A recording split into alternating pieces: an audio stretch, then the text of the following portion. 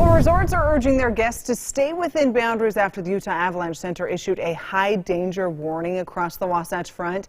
This is Snowbasin Resort is experiencing one of the busiest days of the year. The resort taking precautions tonight.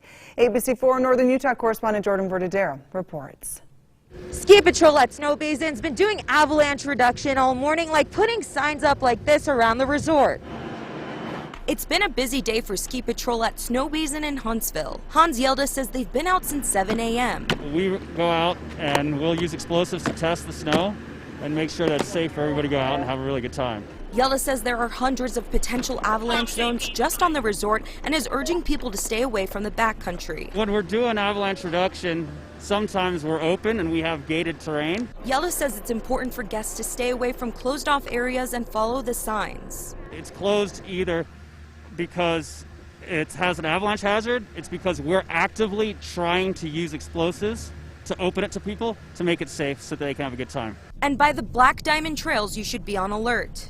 On the other side, with Philpott Ridge, we've got Grizzly, and that ridge gets a lot of wind and it's a little bit steeper. The Utah Avalanche Center issued a high danger warning all along the Wasatch Front, so make sure you're following guidelines. They are there for your safety. Reporting in Huntsville, Jordan Verdadero, ABC4 News.